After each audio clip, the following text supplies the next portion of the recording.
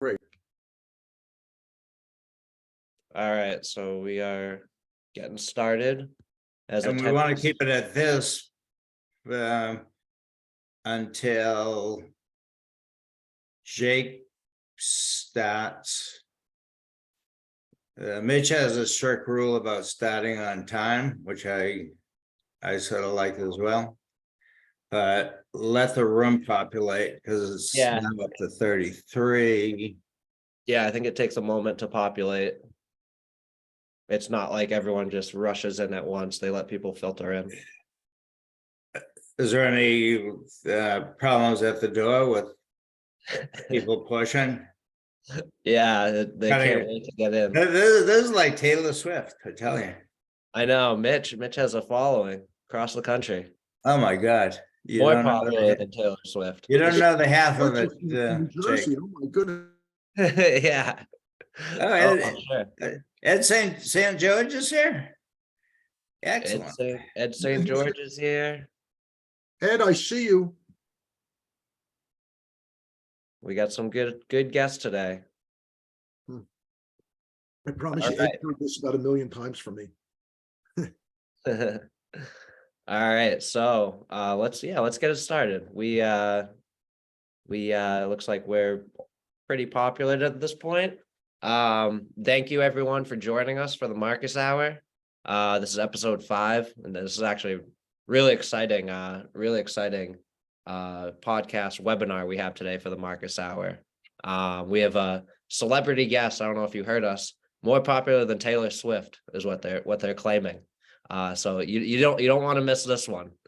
But in all seriousness, Mitch Frumkin is joining us today, and we'd like to thank him and for him for taking his time and joining us. And he's gonna be discussing from the broader view engineering issues, but engineering issues as far as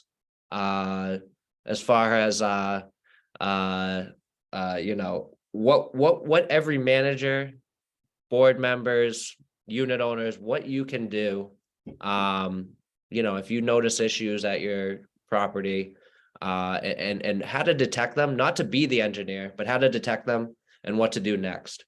So issues such as spalling, or other issues that you kind of see and figure out the best way to go about that. So as I mentioned, and we can go to the next slide, Mitch.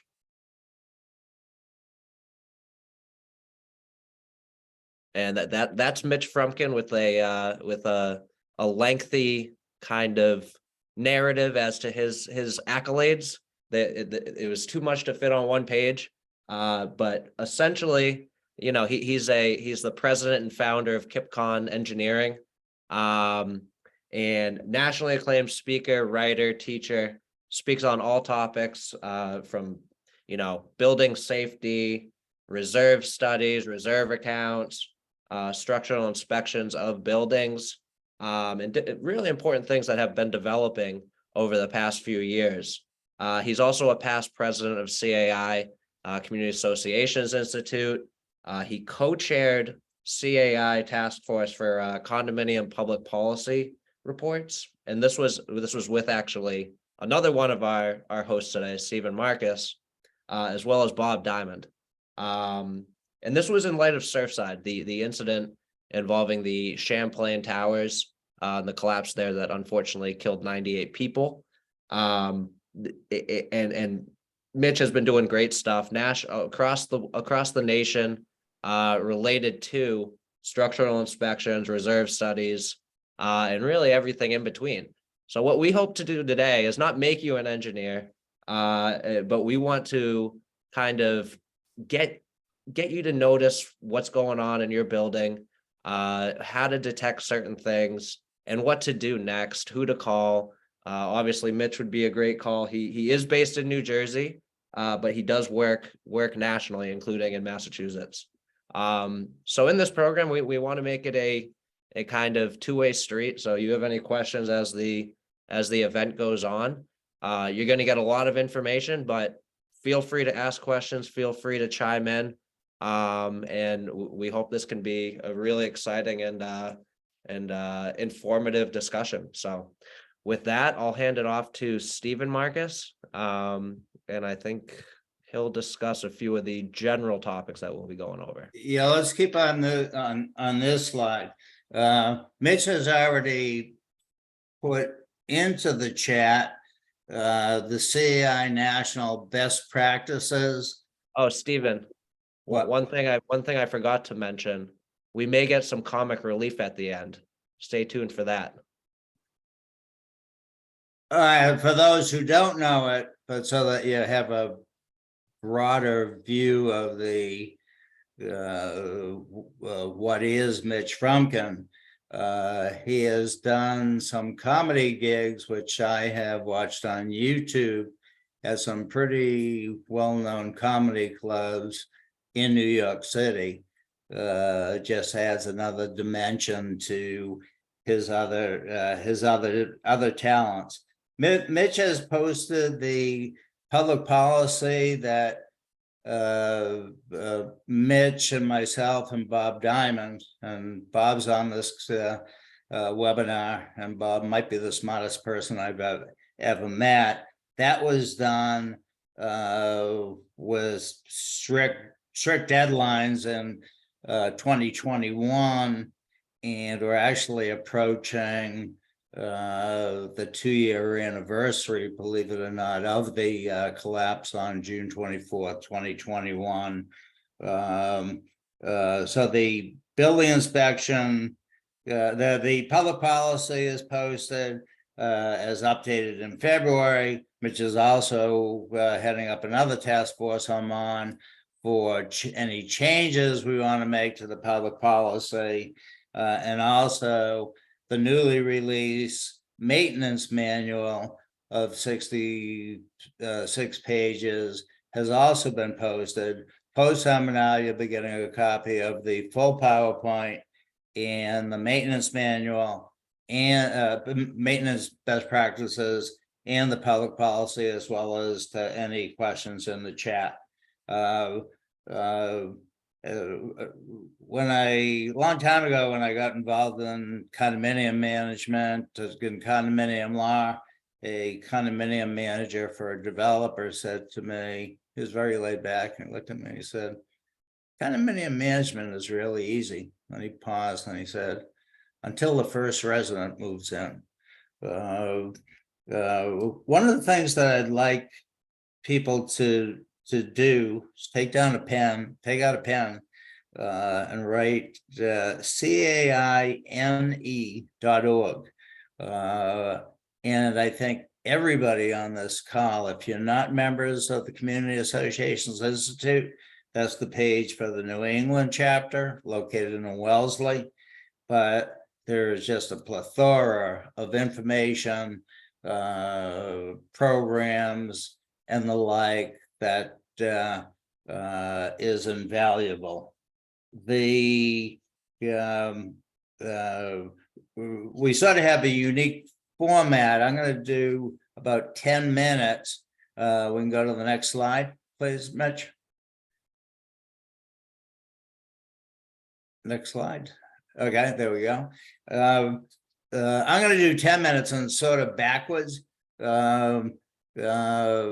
This is legal issues after Mitch or an engineer does a structural review, or issues if you bury your heads in the sand and don't do reviews. So the first one, I'm going to rattle them off. There's liability for not doing any kind of studies on buildings that are, for example, over 30 years, and some would say less.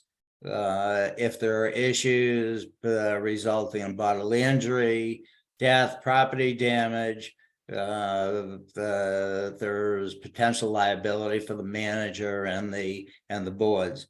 There are policy exclusions in insurance master policy.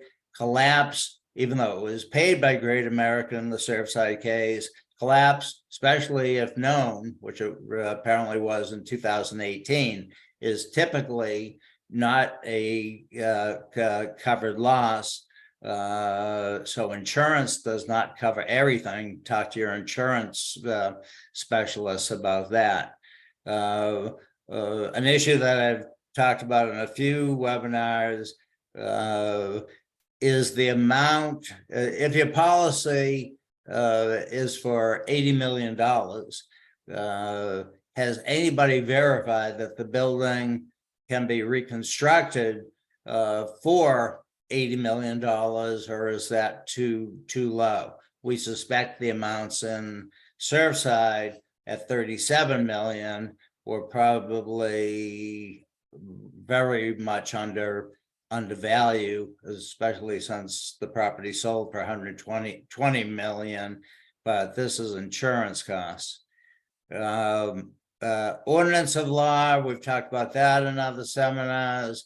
You have to meet new codes. If you're building, I used to think, well, Boston is all 1900s or earlier, and everything else is new. But the buildings in the suburbs that I used to think of as new were built in the 1980s or 1990s, and are now certainly old enough that engineer studies and reserve studies should be done. On insurance, I've also directors and officers and commercial general liability insurance. What's enough? The condominium next door to Surfside, based on a theory that vibrations from construction at their condominium could have been a possible cause or added to the causes for the collapse, paid their insurer paid $29 million in settlement of the 1.2 billion. So ask your insurance agent, is 10 million, 25 million, 50 million, or 100 million layered umbrellas adequate? But I'm positive that 1 million, 2 million, 5 million is probably not these days. Try this little mind game. If you don't decide to increase your liability limits, think about what it would look like if you were at a meeting of 100 owners who have just lost their home, who've been relocated, and your news to them is that, especially if it was bodily injury or death, that there could be 10 or 20 million dollars worth of claims, and you only have $1 million of liability insurance. How do you tell owners that they're responsible for the other 19 million? In Massachusetts, anyway, there's no limit to how much the owners are responsible for. This one I've never mentioned before, but it came to mind last couple of weeks. Well, we set up developers with the LLC as the first board, but then it's almost always natural persons, individuals as board members. Consider amending your documents to permit entities such as an LLC as board member, not just individuals who attempt to lessen possible amounts of liability. Number 8, inspect as suggested by Mitch and your own engineer to attempt to avoid a disaster and see what issues exist. Finally, read the CAI Research Foundation 2023 Best Practices on Maintenance, which Mitch has attached, and it also will be sent to our registrants after next week after the program. Next slide, please.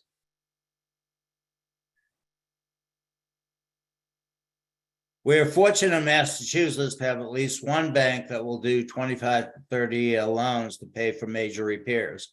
So let's say Mitch or another engineer comes up and says there's 20 million or 30 million dollars worth of work. Dan Peaker at South Shore Bank is one bank who can make it a little less painful to pay for those repairs, allow them to be done quickly and pay it over a long period of time. In addition, we have several banks, Brookline Bank, Avidya Bank, Rockland Trust, and North Shore Bank. But if there is a shortfall and there's an engineering study saying you need money, there are lending solutions that are available. With that, I'm going to turn it over to Mitch.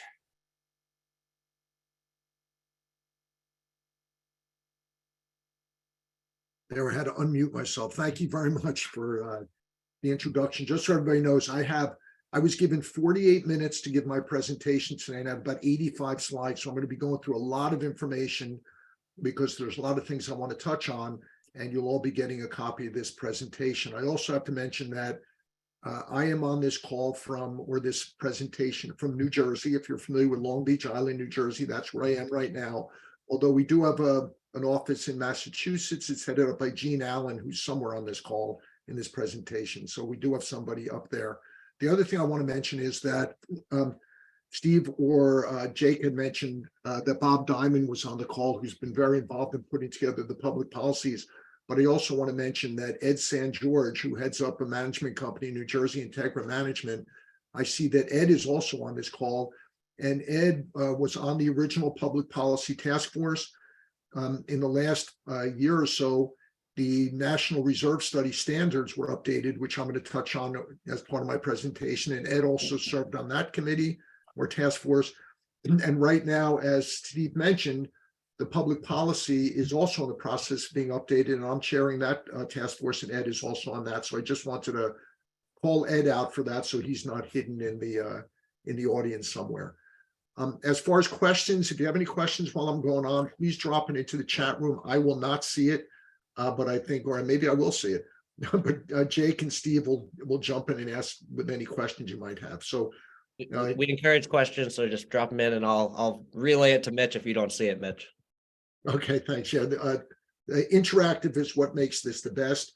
I love the idea of being able to see everybody's face rather than being set up as a panelist. But today we're setting up as a panelist, so I can't see everybody in the audience when you're falling asleep, which is it's too bad because I like to see all the faces. But what am I going to be talking about?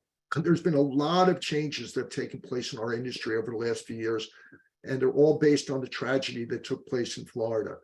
And it's, out of tragedies, sometimes come some great things. And there's been some great things that have come out of this, and which starts with the public policy that was mentioned, which I'm going to talk about. But the primary part of this presentation is to talk about structure, reserves, maintenance, the new reserve study standards, how it connects all three, and how it's all based on the CAI public policy.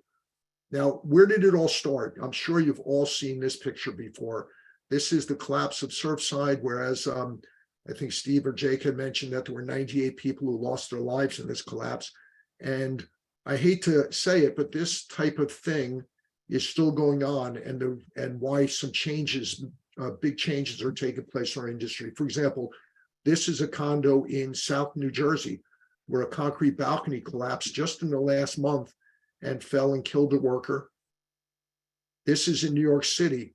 I don't know if you saw this, but there was a parking garage that collapsed in New York just in the last few weeks. And by the way, New York about a year or so ago instituted certain laws that all parking garages had to be inspected.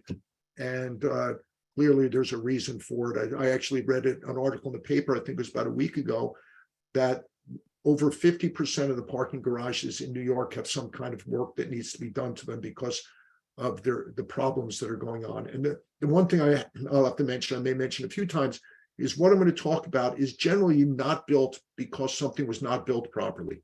These type of conditions are happening because we're not taking care of our buildings as they get older. So this is New York City, South Florida. If you look at South Florida, these are just a number of articles about condos that have been deemed unsafe and buildings that have been shut down. But it's not just Florida, because that's always still happening. I just saw an article in Iowa where they closed off a building because of safety issues, but it's all because our buildings are getting older and we really need to take care of them to keep them safe as they age. So what did CAI do? As soon as the collapse took place in Florida, within a couple of weeks, they put together a task force, national task force. There were about, I'd say, altogether input from over 600 people from around the country. Myself and Steve Marcus, as well as Bob Diamond and Ed St. George, we were involved in the development of this. If I remember correctly, Steve and I co-chaired this national task force, but it developed this public policy safety report. And you'll see pretty clearly here, it says Condominium Safety Public Policy Report, reserve studies, funding, and maintenance, and structural integrity, because we instantly came to conclusion, not came to conclusion, but realized that safety of buildings is not just based on reserve studies. We were a little nervous because when we saw articles after Surfside, it seemed to imply that if this community had properly funded their reserves, that what happened there would never have happened. But that's not correct. As a matter of fact, which I'll touch on later, reserve studies don't even include the structures of buildings, but it's reserve studies, funding, maintenance, and structural integrity. And those are the things that make up building safety. So their requirements are going to happen, even if the things I'm going to talk about are going to happen even without these changes in the standards. As I mentioned, the reserve study standards, public policy, all these kind of things. But there are things going on other than this. In a number of states, there's legislation going on. For example, when we first started doing the public policy report, we looked all over the country to see is there legislation that requires people to do structural inspections of their buildings to make sure they're safe. What we found was that there's only one place in the country that had any legislation like this. It was actually the 2 counties in Florida, one of them where the collapse took place. And if I'm not mistaken, the first inspection didn't have to take place until after the building was 40 years old. So there's more and more legislation going on to solve that problem. For example, in New Jersey right now, there's a legislation, S2760, which Ed St. George and I are working on that on a daily basis in regards to structural safety, periodic inspections, the things I'm going to talk about, as well as reserve funding requirements. There's other things going on. You're probably all familiar with what's going on with Fannie and Freddie with the mortgage requirements. The mortgage requirements for condos require an addendum to their reports now, or their forms now, that require confirmation of safety as well as reserve funding, and they've changed some of the reserve funding requirements as well as maintenance. I will tell you that I've been involved with Fannie and Freddie on this, and I can promise you, because everybody's nervous about it, they are making some changes to what the current form work.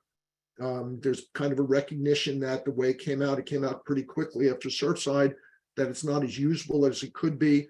And I don't know when it's going to come out. I don't know exactly what the changes are, but I promise you that there are some changes and updates to those forms. As a matter of fact, I was emailing with somebody from FA just yesterday about this stuff. So there are changes coming.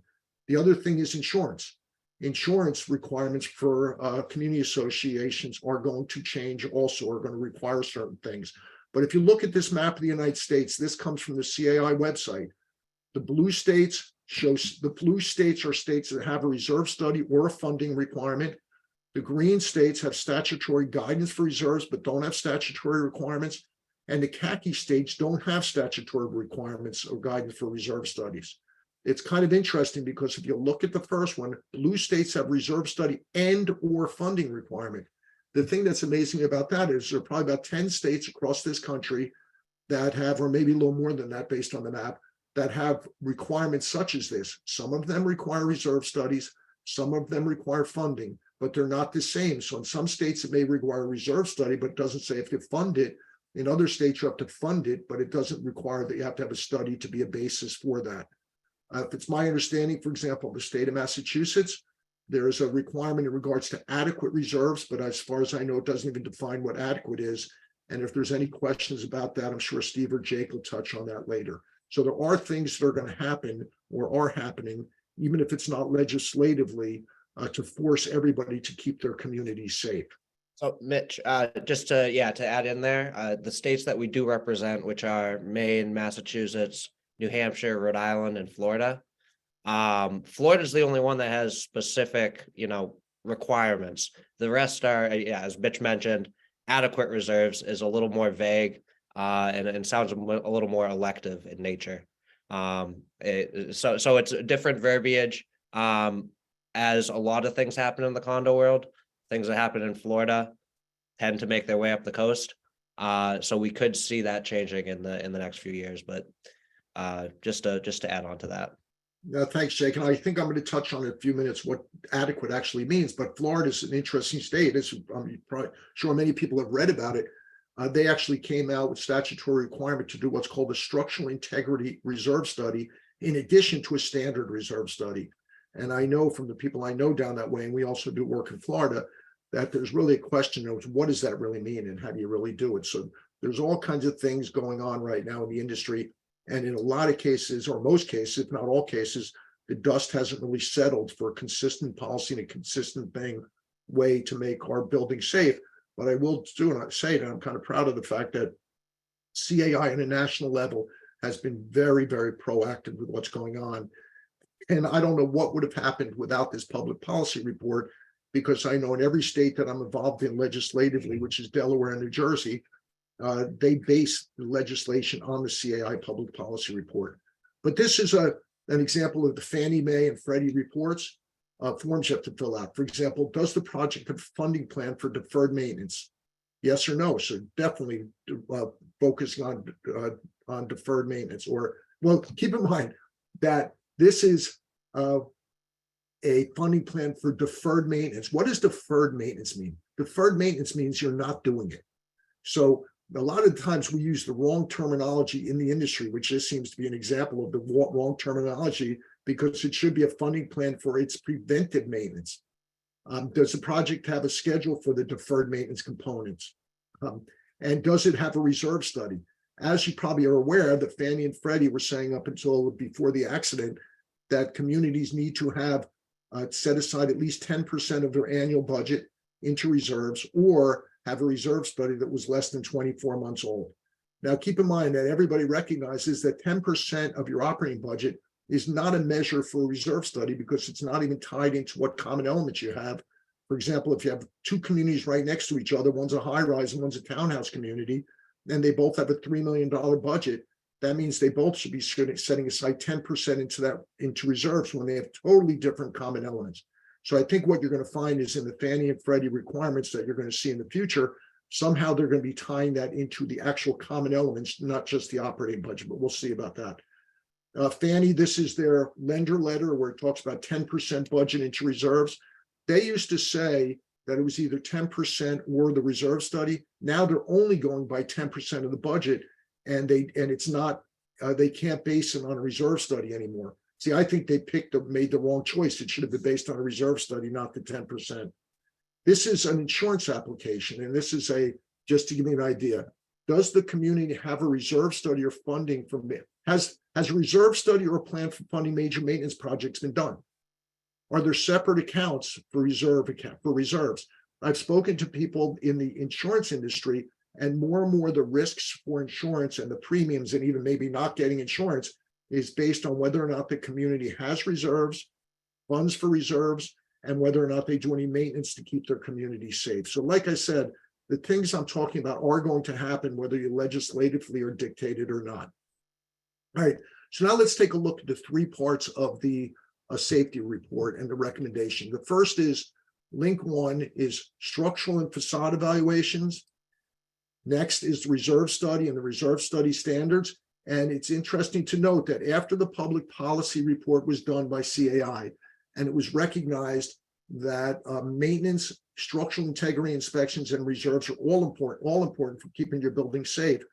The task force that I was one of the co-chairs of, we were asked by CAI to update the standards so that the reserve study reflects not only reserve components, but also structural and facade evaluations, as well as maintenance. And I put an asterisk next to facade, but because it's not specifically included, although structure is.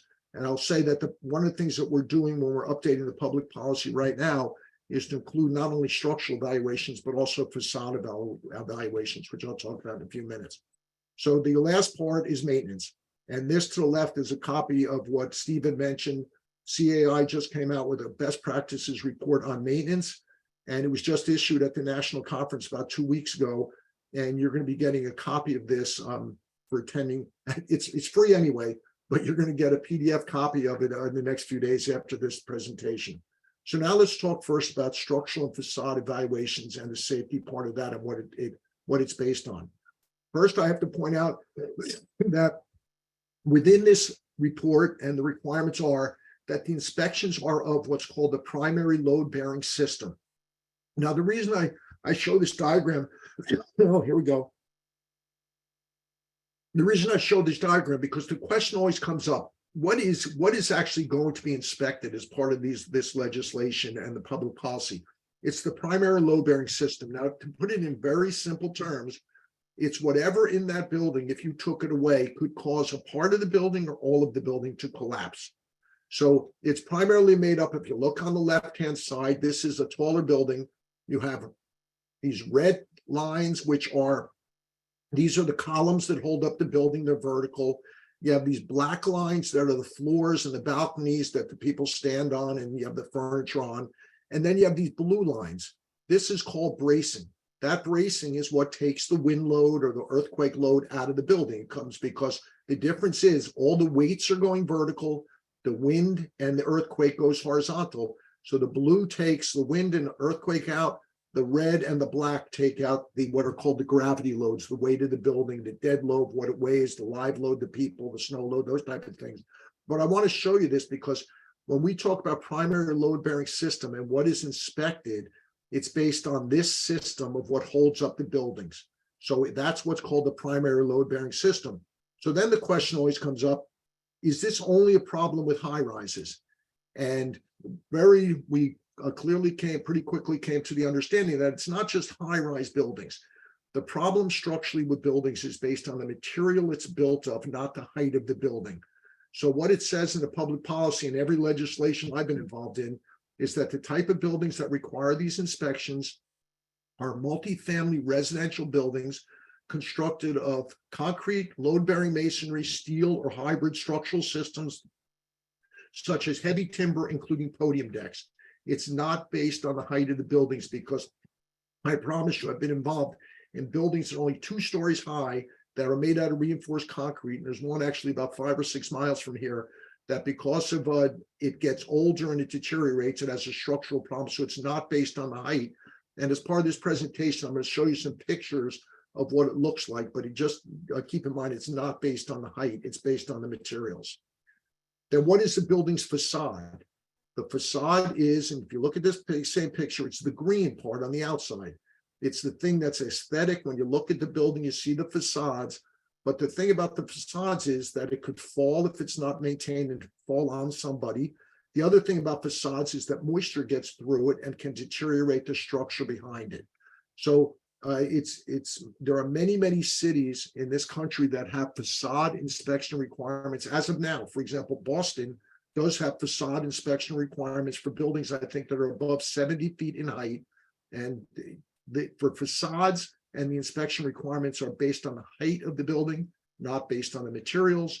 But there are many cities across the country that have facade inspection requirements now, which I always like to make the comment that there's so many of these cities require the facades to be inspected so pieces of it don't fall on somebody walking by and kill them. But there were no places in this country that had structural integrity inspections to make sure the buildings didn't fall on somebody who's living in it.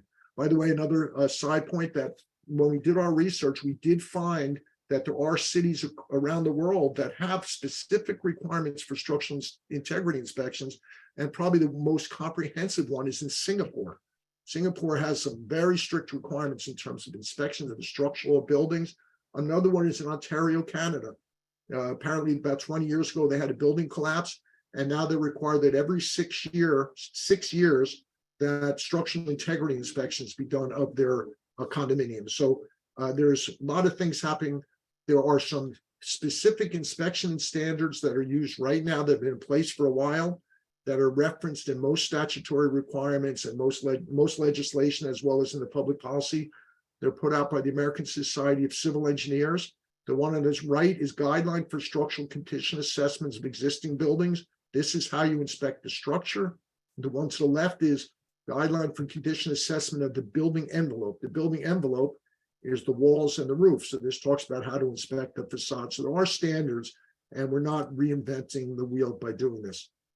So The other thing that we came to realize pretty quickly is that the structure and safety of a building starts when the building is being built, not 20 years after the building's done being built and people have been living in it. So the public policy and the legislation I've been involved in say that before turnover to the community by the developer, the structure, if there's any changes to the structure from what the design drawings say, that there must be an engineer's report that says that what was built is equivalent in strength to what's shown on the design drawings, or else a certificate of occupancy cannot be issued. So this is in every legislation, but this just goes to show that safety of a building starts when it's being built and not 20 years after it's being built. The other thing, requirements on the developer before turnover, is in most places, developers are required for new communities to include in their documents and their budget a reserve study and funding. So the money is set aside for reserves. And that's in most places I've seen. And even if it's not a statutory requirement, most of the larger builders and the smaller buildings, I guess, all builders also, when they put together their original budget for their communities, they include reserve funding in it. What's new is that the public policy and the legislation I've seen does require not only reserves, but that a maintenance manual be included, which shows in it what needs to be maintained, not just what's in the reserve study, but also the structure, what needs to be maintained and how much it will cost. So that'll be budgeted by the developer and funded by the association after they take over. The other thing is that if it's a type of building I mentioned before, and it requires a structural or a facade inspection, then the original budget put together by the developer should include not only the cost of these types of inspections, but the frequency that they need to take place on, which I'll touch on in a minute. So there's all kinds of new things that are coming out of this, which are very good. All right, so now how often should these inspections take place? They're called periodic inspections. The purpose is to monitor progressive deterioration as the building gets older. For a structure, the general guidelines is that the structure should be inspected every 10 years for the first 20 years of the building's life, and every 5 years after the 20 years as the building gets older. That's because that as buildings get older, they have a tendency to deteriorate more quickly as they get older. The other reason you see maximum in here is because if a periodic inspection is done and says it should be less than 10 years or less than 5 years, that's the criteria, but it should be no longer than every 10 years or every 5 years after 20 years old. For facades, the general rule of thumb, and in most cities across the country, the maximum for facade inspections is every 5 years. Now, these timeframes are based on buildings that are built and maintained. But what about buildings that are prior to legislation or before today? These buildings can be up to 65, 75, 80 years old, and I'll show you an example in a second. But in that case, because they've gotten older and there's been no inspections done to date, that the first inspection is generally recommended within 2 years of legislation being passed, or within 2 years of today. Since you're in this webinar and you're hearing all about it, they should be inspected within 2 years to see what kind of problems, if any, exist. If there's ever concern about the safety or stability of the building, it should be done immediately. So I will also mention that some of the legislation is different. For example, in New Jersey, because there's so many buildings that are prior to the legislation that hopefully will be passed very soon, that we put in a phasing plan based on the age. The maximum is 6 years for the first inspection. And if the building is, I think, less than 10 years, it does have to be inspected within 2 years. So, but it's pretty quick for the first inspection for the older buildings. What causes the deterioration? Age and moisture. Age and moisture are the two things. It has nothing to do with improper construction. And the reason I put on here, not limited to waterfront locations, is because there's a perception in some people that the only buildings that will deteriorate are the ones that are close to lakes, close to oceans, and things like that. There's no question that if it's salt water that's touching a structure, deterioration will happen faster. But water deteriorates buildings with or without salt, whether or not it's next to the ocean or not next to the ocean. And keep in mind, I'm sure a lot of people in Boston, for example, you have a lot of parking garages. Even if you're not next to the ocean that has salt in the water, what about the cars that travel into the parking garages in the winter and are carrying the salt for the roadways? So the causes of deterioration are age and moisture. Now, I wanted to show you these two slides because this is buildings by age in Massachusetts. And you can get this from the Census Bureau, but I wanted to show you, these are multifamily buildings. You'll see 2 to 4 units, 5 to 19, 20 to 49, 50 or more. Now, if you look at buildings that are up to 3 years old, they only make up 0.23% of the total of all these buildings in the state. Now, what about buildings 3 years old to 23 years old? It's 12%. What about buildings 23 to 43 years old? 17%. What about buildings 43 to 63 years old? 43%. But take a look at this. Buildings that are 63 to 83 years old make up 7%. But now you take a look at, in the state of Massachusetts, buildings that are more than 83 years old make up close to 50% of the multifamily buildings. Now, it's pretty clear that when you look at the breakdown here, built 1939 or earlier, the vast majority of these are only 2 to 4 units. So you're not really talking about, but that's the vast majority of this 49%. But the point is that our buildings are old. If they're not maintained and they're not taken care of, we're going to run into more and more problems, as you can see in the paper every day when you read it. My only comment on that, Mitch, is I'm blown away. I've never seen, you told me you were going to provide them, but I'm blown away by those figures.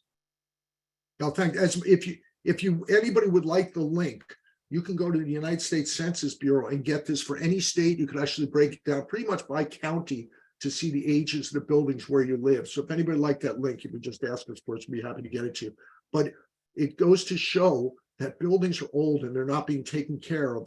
So the problem that we're experiencing that we see in the newspaper every day is not going to get better unless we do something about it. So let's talk about a few of the different common materials. First is steel. Steel, you can see, everybody knows what it looks like. From a strength perspective, how strong it is. Steel is the same strength in all directions. Whether you pull on it, push on it, do different things, it has the same strength in all directions. What does it look like when it gets wet?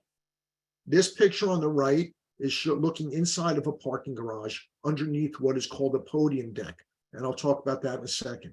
So what happens in many, many cases, this steel, for fire reasons, is covered with this white material that's called fireproofing. And we inspect a lot of parking garage and we see the fireproofing. So how do you know if there's damage when you look at it? You either see signs of moisture or see signs of rust because it starts turning colors. So when you see that, you take off the fireproofing, and what can you find underneath is this picture on the left. We pulled off the fireproofing. You could see that this steel beam is totally rusted through and has no strength left in it. So this is what it looks like in steel. I'll also make the comment that I'll make a few times that I'm an engineer. I know how to fix this. I know what the effect of it is, but you don't need to be an engineer to see if there's a potential problem. If you see signs of rust, call somebody to look at it. This is what rust looks like. Everybody knows what rust looks like. This is what happens when water and steel get together, coming through the podium deck, which I'll talk about in a couple of seconds. So that's steel. Now let's look at concrete. To the left, this is what's called, it looks like it's concrete. All you see on the outside is concrete. For those of you who are not engineers, concrete is very good in compression, which means pushing together. It's very bad in tension when you pull it apart. So how do they give it the strength and tension?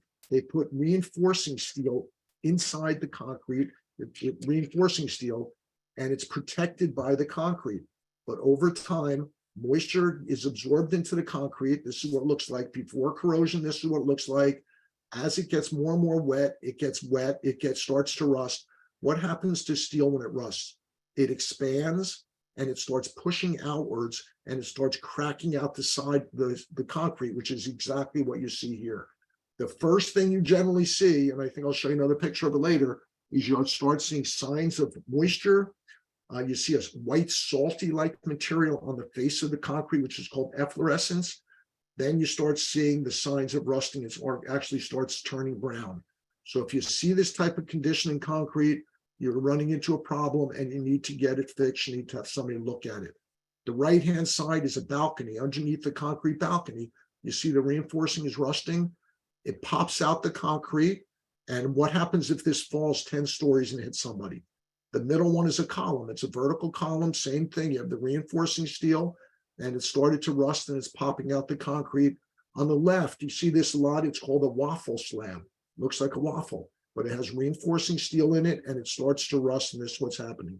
If you see signs of water, if you see signs of rust, if you see a leak in the deck or something above it where the water's coming through, get somebody to take a look at it and fix it. Along those lines, from a cost perspective, because people ask this a lot, if you maintain something, it generally costs to maintain it, preventive maintenance, about 5% of the cost of replacing it. If you don't maintain it and you have to fix it, which is called corrective maintenance, it costs a huge amount more. At a minimum, the guideline is it's going to cost you 30 times more than the total cost of preventive maintenance to fix something, as opposed to preventive maintenance. So from a life cycle cost perspective, maintenance is much, much less expensive than waiting and fixing things. And that's the biggest fear I hear from people, is that if we implement these things, it's going to cost us more. It's actually going to cost you less. Now let's take a look at brick. On the left, you see a brick wall. The way a brick wall works is that water gets behind it. It's just the normal way for it to happen. And then it comes out of weep holes and different types of flashing.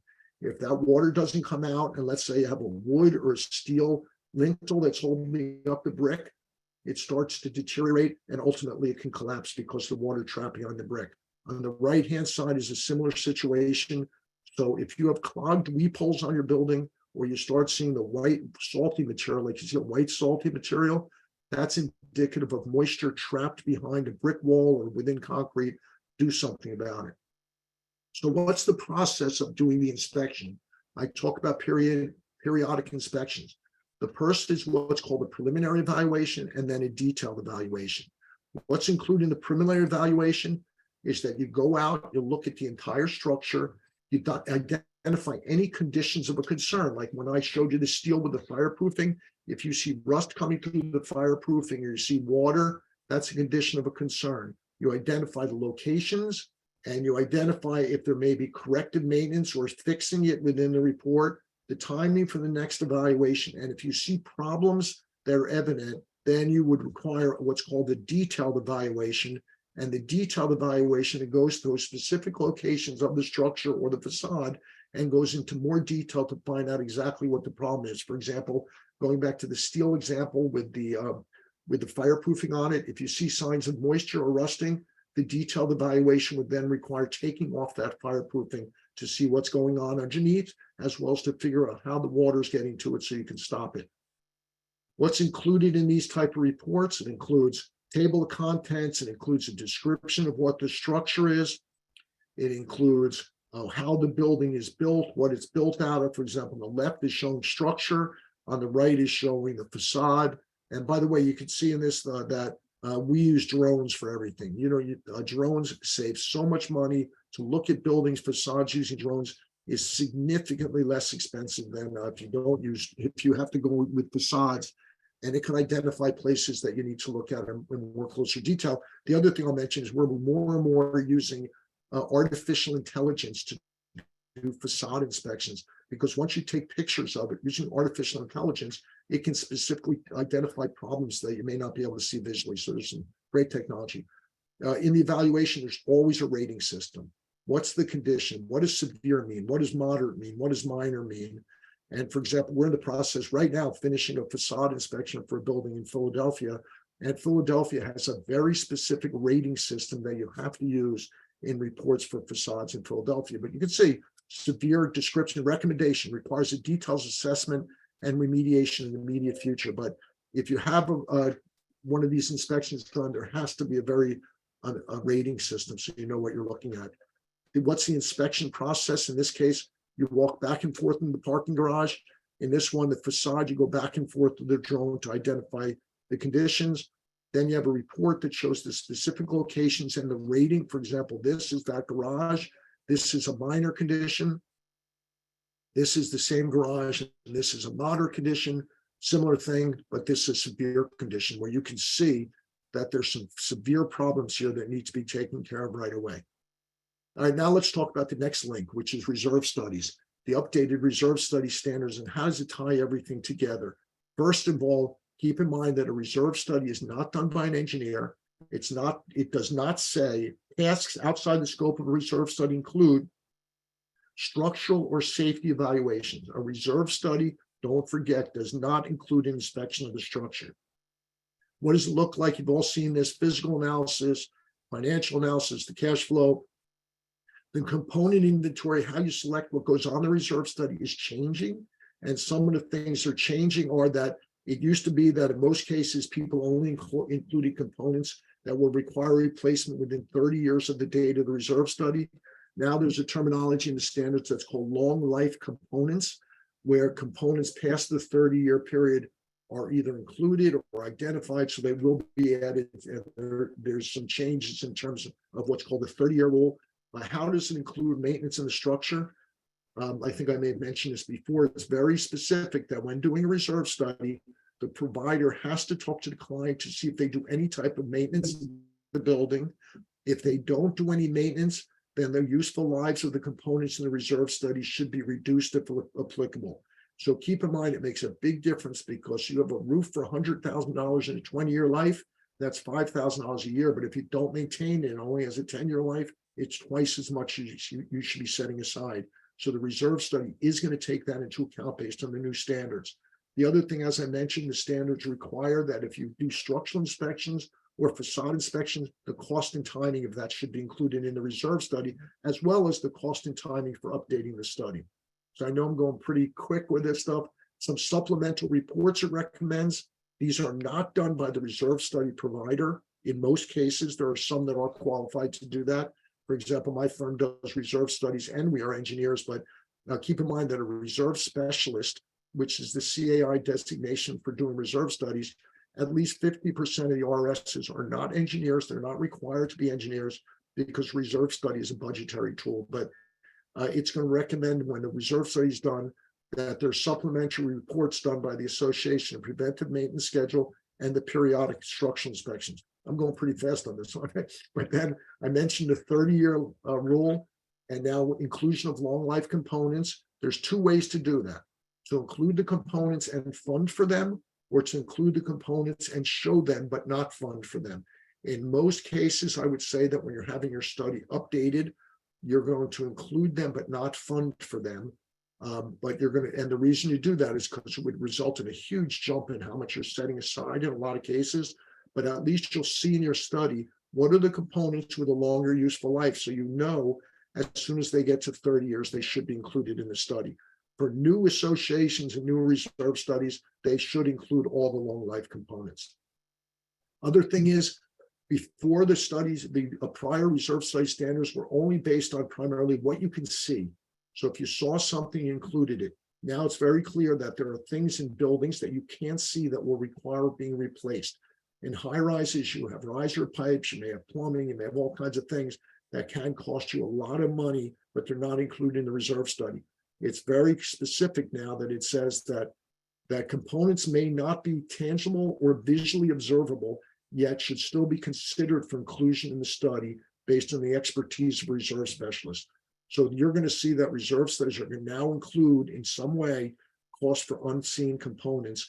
This is pointed out very clearly in a publication by CAI called Breaking Point, Examining Aging Infrastructure and Community Associations, where it talks about where does the money come from for things you can't see. Now let's get back to adequacy. What does it mean? Adequacy, because that terminology comes up a lot in the industry. It comes up in Massachusetts when it comes to reserve studies. And as far as I know, it's not defined, but adequacy essentially means over the 30-year cash flow projection period, you will not need any money other than what's in the reserve fund to make a replacement. That doesn't mean you let it go down to zero. You may need to include a buffer in there, which most people do, and it generally recommends that now. But it means that over that 30-year period, you do not run into a deficit. So that's essentially the definition of adequacy. It's pretty straightforward, but if you look at your cash flow projection in your reserve study as part of the funding plan, which should be included, if it goes below zero over that projection period, that means you are not adequately funded. The preparer qualifications, pretty clear that the individual has an RS designation, a reserve specialist designation from CAI, is the most qualified individual to conduct reserve studies. In terms of updates, it's the best practice is that reserve studies be updated every 3 years, worst case every 5 years.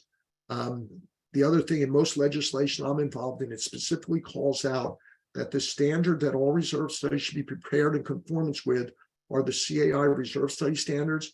And the person who does the reserve study should either be somebody with RS designation or somebody who's equally qualified, because nobody's going to specifically say it's only somebody with RS designation, but it should be somebody who's qualified. All right, now the next Mitch, can I stop you for a chat question? Please do. Okay, yeah, a person in the audience states, what about aging fire sprinkler systems? We are 20 years old, have had 2 fire sprinkler heads burst from cold in the past 9 years, and just had our first sprinkler leak between walls. How do these get inspected and repaired before the leak occurs? That's a great question. I'm actually involved in a couple of these right now. That first of all, a fire protection system is a safety issue in a building. It's not just the structure. If there's a fire and it doesn't go off, it's pretty important, obviously. As far as including it in the reserve study, it might be, you have to look at the drawings, you make some kind of estimate. As far as how do you monitor them, because you can't see them, there are certain procedures that you can do for doing this. And if you look at your local state or local requirements, most of them have certain requirements that a fire protection system needs to be checked by a fire protection company every few years. So there are ways to check it. It might be a pressure test. Some of these systems are wet pipe systems, others are dry pipe systems. So there may be different ways to check them, but you can't put a fire protection system in a building and never do anything to check them. They need to be checked every certain period of time. And again, it's based on the type of system.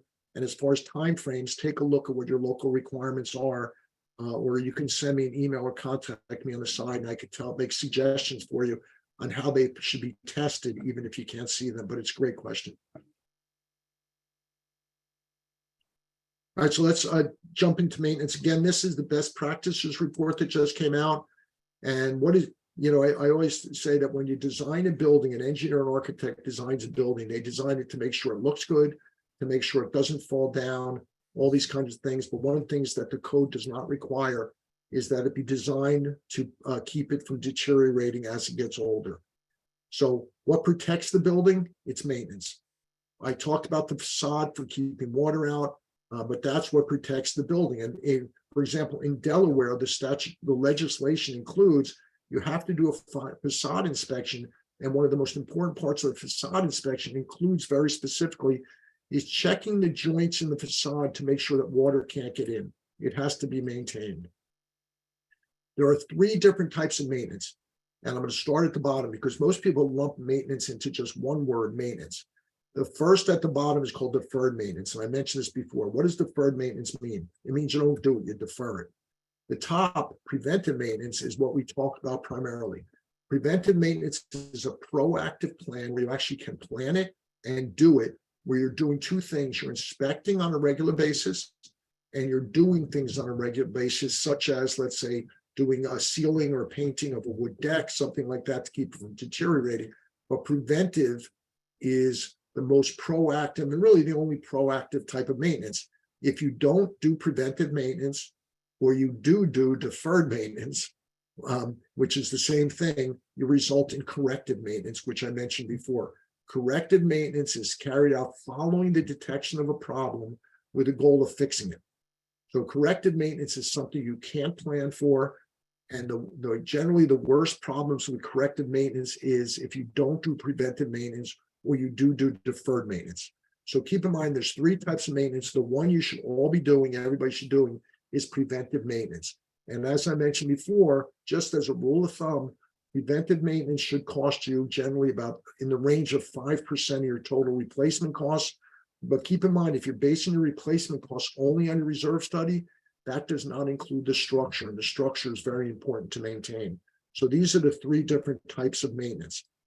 Now let's talk about the life cycle cost, because everybody talks about how much does it cost. And I think I told Steve and Jake, I did a webinar like this about a week ago.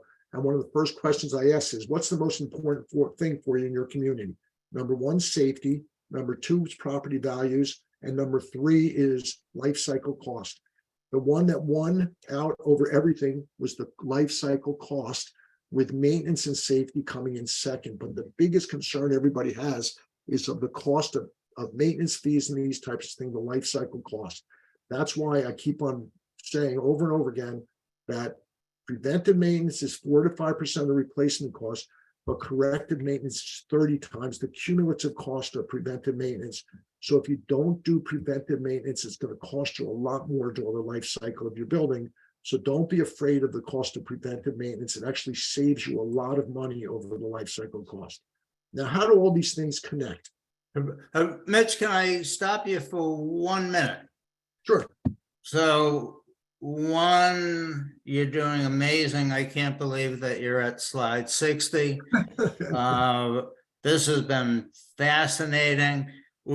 We're at the 11 o'clock hour, but we have not lost very many people, other than 2 people who had to leave for other calls or appointments. My suggestion is that, if you're willing, is that you continue maybe for another 15 minutes or whatever you think, and the recording and the YouTube version will be on our website, amcondolaw.com, next week. So if people have to leave, they'll not see many leave. They can pick up for the 15 or so minutes that they miss. So with that, sorry for interrupting, but this is I'm just blown away with how great this presentation is. Yeah, it's very good. Thank you.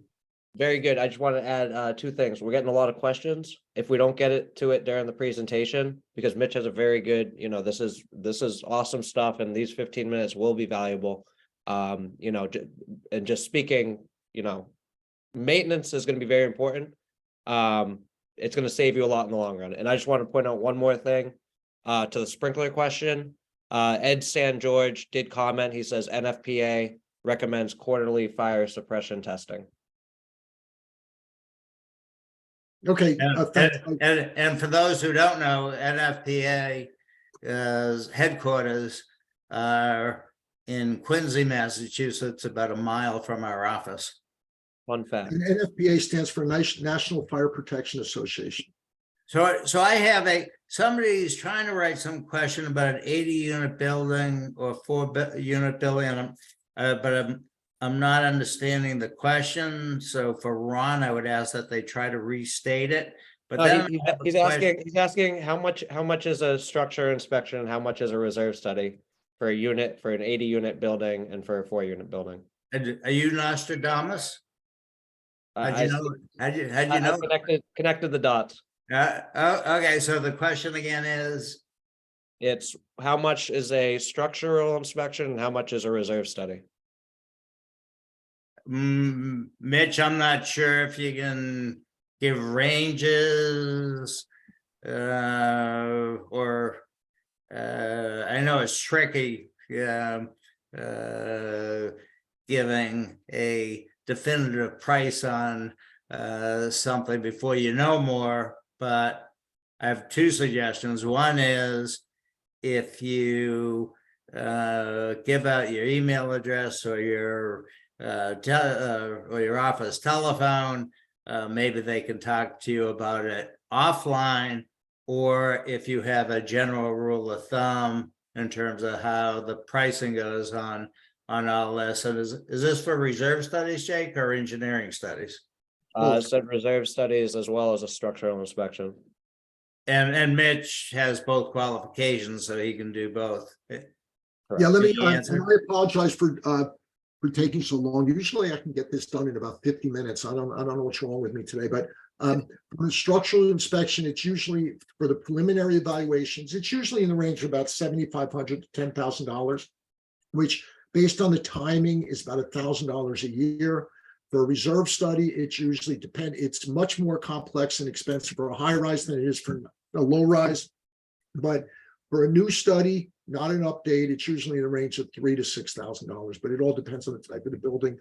And not to put a commercial in, but if you went to KIPCON.com, there's a proposal request form, and there's no cost to get a proposal, but And Jake, there's a second question from a person identified as a anonymous attendee. And it's very long and I'm old. So Jake, can you read the question to Mitch? And it starts with the condo board retained an engineering firm to determine causes of a 2-level SHF sinking foundation. Do you want to read it? Yeah, it's asking, the condo board retained an engineering firm to determine the cause of a sinking foundation. They received reports, received recommendations, that they're dissatisfied with what they've received as far as quality and analysis. So they sent back with a ton of questions. And basically the question is, could the board use the experts report, or what fee should the board be charged for either report, assuming that they provide a revised report? all right, that's a totally specific instance Yeah. that I have no idea. Is that one, if they go to KIPCON.com, they could pose something or ask for a quote or do whatever and I think perhaps should- get more I think they information, should or is talk it to- just too specific? I think they should talk to their legal counsel first on this one, to be quite honest with you. Oh, what an awful idea. Attorneys are horrible people to talk to. Okay, I think that's great advice. Talk to. And if they want a That's a- reference from a law firm, let me know. There are plenty of good ones. None Now you around. see why, Oh, now you see but- why I do stand-up comedy. Okay, so let me. Okay, jump back. but let me answer one thing that is in there that goes to the legal. So talking about the report and it being an expert's report. There are some attorneys, and there are some cases where we will engage the engineer for purposes, at least for a period of time, of keeping the report non-discoverable if there's litigation or arbitration. Sometimes we even sit down with the engineer and have them verbally tell us what their report is. But eventually, typically, the report gets disclosed, but some attorneys do use that tactic. So speak to, whenever you get an expert opinion, speak to your legal counsel if there's potential action against the declarant or a converter or a contractor as to where they want the report to go and whether it's part of the attorney's records versus the associations. Sorry, Okay. Mitch. Sorry, Take it away. All right, I apologize. This shouldn't take that much longer. Now, what it all comes down to is what's the connection between structures, reserves, and maintenance, and how do they connect? I use this graphic because this is a building that has what's called a podium deck. You see it running across here, and I think you could see my pointer. Now, what a podium deck does, and so in some terms, it's called a transfer deck. It has a few different names, but I'm going to use the example where you have a parking garage underneath the building, and then you have a deck on top of it, a podium deck, where some of it is exposed to the outside and some of it's under the building. This is where I showed you the structural steel before that's covered with a fireproofing. But what you have from a reserve study perspective on this podium deck, you may have a membrane that keeps the water from getting through. The surface of the podium deck goes on the reserve study. Let's say, for example, it has a 20-year life. Then you have maintenance. If you don't maintain that podium deck and water starts getting through it and you start having problems with it, it's going to deteriorate. And instead of having a 20-year life, it may have a 15-year life. Now let's take it to the next step. If you don't maintain it and water starts getting through it, the water will now get to the structure underneath and start rusting the structure away. So it'll cost 30 times, as I said, the cost of the preventive maintenance which doesn't even include the reduction in use of the reduction in life based on the reserve study. So I show you this because you can see how all of them are connected. And the key to everything is the preventive maintenance program, because the preventive maintenance program will make sure you get the full life out of the podium deck, and it also makes sure that the water doesn't get through to deteriorate the structure. So this is my way of showing how everything is connected. Now, if you take a look at this podium deck, left-hand side, it's not maintained. The cars come in with the water, it starts getting through the concrete and rusting the reinforcing steel. The one in the middle is, most decks like this have what's called an expansion joint because the concrete or the steel has a tendency to expand and contract with temperature. There's a piece of plastic that goes over this expansion joint that isn't meant to make the expansion joint work. It's meant to keep the water from getting through it. In this case, look what happened. The expansion joint still works, but the sealant, I'll call it, the plastic cap is gone because it was gone after 10 years, let's say. So what happens is the water gets through and it rusts out the structure underneath. So this again shows the connection between all of the three. Now, what do you do as a manager or a homeowner or anybody when you're walking through and you see something? Because like I said before, if you see something, say something. If there's any steel, look for rust. If concrete, look for cracking. The deterioration in concrete, this is a great picture. I use it all the time. You start to see a crack, like you see a crack up here. Then what you see is this white material. It's called efflorescence. It's meaning that water is coming through and it carries the salt from the concrete to the outside. If that water continues to come through, it starts to rust the reinforcing steel, and this is what it looks like. The longer you wait, the more it's going to cost for it to fix it. So as soon as you start seeing signs like this as a manager or a board member, say something. It's much cheaper to fix it. If it's wood, you just look, you can tell what deteriorated wood looks like.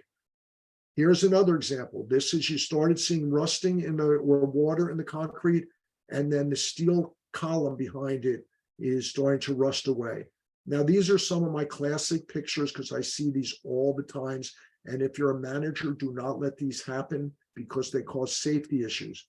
In a parking garage below a podium deck, or they put in, the water's coming through and dripping on people's cars. So what do? They put in the famous blue tarp to direct the water away from the cars. But when we took this blue tarp off, the structure behind it had deteriorated to the point it wasn't safe.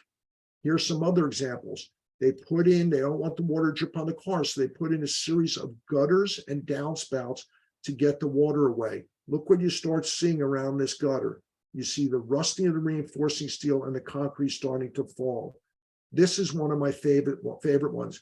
The concrete was falling, so they put in a net to keep the concrete from falling on the cars, but through the net, you can see the rusting of the reinforcing steel and pieces of concrete that have fallen away. Again, another example of the directing the water. Same thing here. This is a parking garage where there's joints every 4 or 5 feet. Every one of them is fine, but if you go to the one on the left, there must be something going on because they put in this gutter and downspout to get the water away. Now, this is my favorite one, and I think this might be one of my last slides. Oh, this is one of my last slides. This is my favorite one. Parking garage where there was water coming through. So what did they do? They put in this diverter. So the water that's coming through is diverted to the side into this steel beam. So it's diverted into the steel beam. This is the fireproofing. And now the steel beam is rusting away because the water that's coming through the joint is being directed to the steel beam by whoever put this in. And it shows, if you see things like this, it shouldn't be there. And if you do some of these things, it can just make the conditions worse. So with all that said, that's, if anybody has any questions, I did see in the question and answer one thing that I haven't touched on. It says,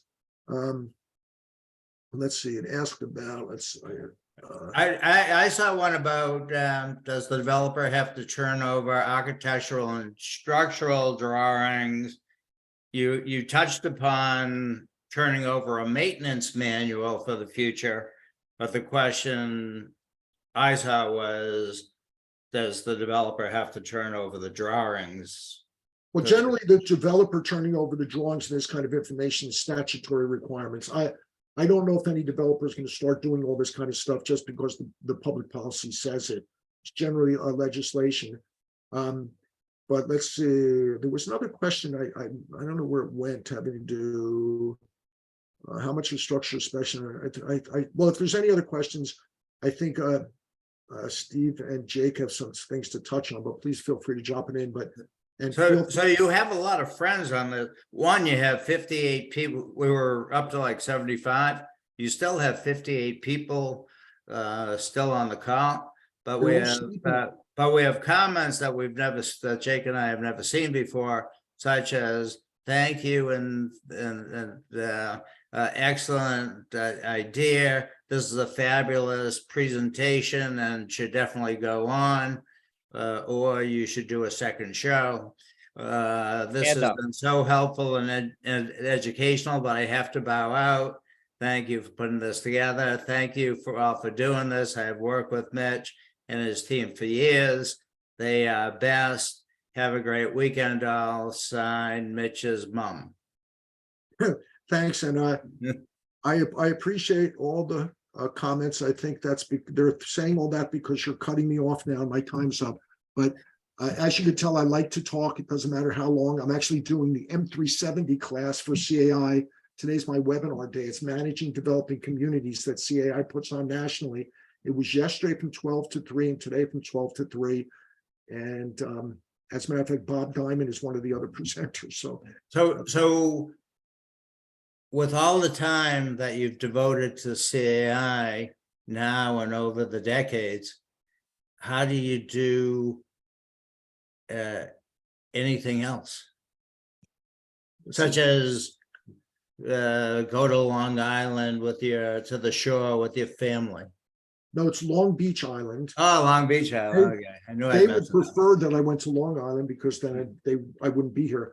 But it's all you do what you enjoy. And I mean, you know that. I mean, not to get into the psychology of people, but the people that are the busiest are always the ones that say yes to everything. What can I tell you? But you do this because you enjoy it, and you enjoy it, and it's you know, I think that there's a huge obligation on our industry right now to make our buildings safe. And I'm just happy to be involved in CAI because CAI is being so proactive about this. And I'll just mention that a couple of weeks ago, I was at the CAI National Conference in Dallas, and I sat in on a seminar given by heads of community association groups from all around the world.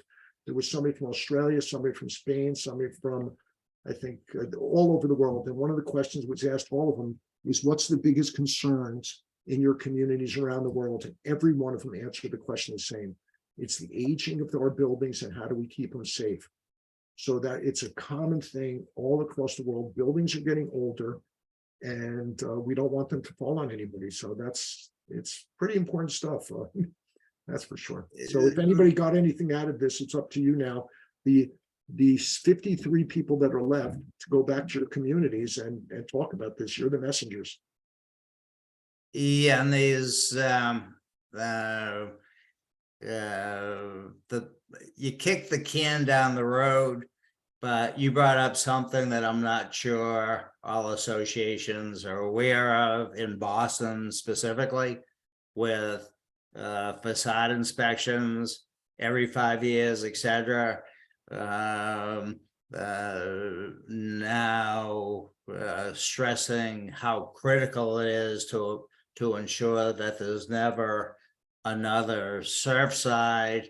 And on the heels of Davenport, Iowa, there are still concerns, but I know that you're plodding along in Florida and New Jersey and other locales to teach from place to place mandates for doing these inspections, because in CAI lingo, public policy means those things which CAI wants to advocate for passage in all 50 states in the District of Columbia.